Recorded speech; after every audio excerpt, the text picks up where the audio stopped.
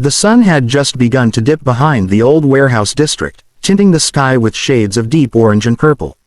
It was the kind of evening that looked peaceful from a distance, quiet streets, a soft breeze, and the echo of faraway traffic. But beneath that calm surface, danger moved in the shadows. Claire Weston, the wife of the Iron Serpents Motorcycle Club's vice president, Jack Weston, walked steadily along the sidewalk. She had just finished her shift at the small community clinic where she volunteered twice a week, helping elderly patients with free checkups and medication reminders. Her work was tiring, but her heart was full. People often assumed that being married to a biker made her rough or intimidating, but she was the complete opposite, kind, gentle, and giving. She carried 2 small grocery bags, humming softly to herself. The cold wind brushed against her cheeks, and she tugged her denim jacket closer. Jack had offered to pick her up, but she had insisted he stay with the club members who were preparing for the charity ride scheduled for the weekend. She didn't want to trouble him, and besides, the clinic was only a 10-minute walk from home. But tonight, she had an uneasy feeling. The kind that crawled up your spine and whispered, "Something is wrong." Still, she kept walking. As she turned into the narrow street leading to the old brick apartments, she heard footsteps. Not the casual, rhythmic kind, but the heavy, deliberate steps of people who weren't simply passing by. She tightened her grip on her grocery bags and walked a little faster. "Hey, lady," a voice slithered from behind her. She froze. 2 men stepped out from the shadows, both rough-looking, and shaven, with eyes that glinted with mischief and malice. Claire's heartbeat quickened. "Beautiful evening, ain't it?" the taller one said with a grin that made her stomach twist. I don't want any trouble," she managed. The other man snickered. "Trouble? We're just being friendly." One of them moved closer, circling her like a vulture. Claire stepped back instinctively, but her heel hit the curb. Her grocery bag slipped from her hand, and apples rolled across the pavement.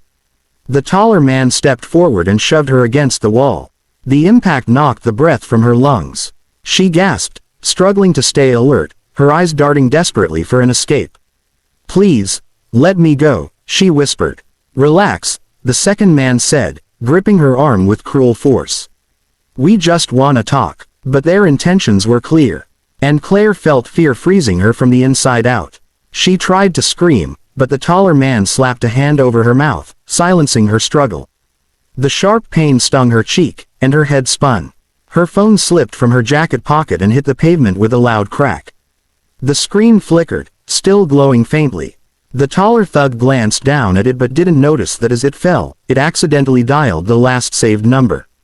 Jack Weston. Claire barely registered it through the haze of panic, but the faint sound of ringing echoed on the ground before the call connected. "Jack, help!" She tried to cry out through the hand clamped against her mouth, but the sound came out muffled. The men laughed. "You picked the wrong street to walk alone," one of them sneered. Claire's eyes burned as tears slipped down her face. She wasn't thinking about herself anymore, she was thinking of Jack. She knew exactly what he would do if he found out. He was fiercely protective, but more than that, he cherished her. And the thought of him hearing her like this broke her heart. The taller man grabbed her wrists, pinning them above her head. "Hold her," he ordered the other.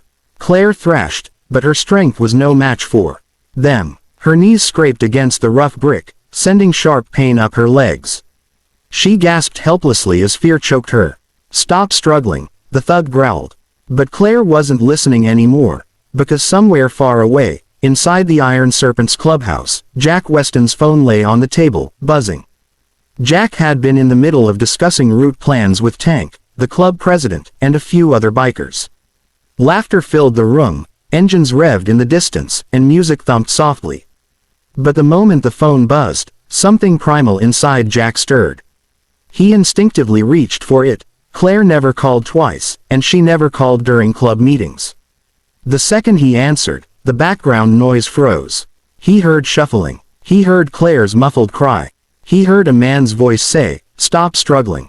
Jack's blood turned to fire. The room fell silent as he stood up so abruptly that his chair crashed to the floor. Every biker in the room stared at him, their expressions shifting from curiosity to deep, cold anger. Tank narrowed his eyes. "Jack, what was that?" Jack's jaw clenched so tight it trembled. That was Claire. Those 3 words sucked the air out of the room. He didn't have to say anything more. Because whenever trouble touched one of theirs, the Iron Serpents didn't just respond, they unleashed hell. Jack grabbed his cut, the leather vest that carried the club's emblem, and swung it over his shoulders with fury boiling beneath his skin. "We ride," he growled. And every biker in the room rose to their feet.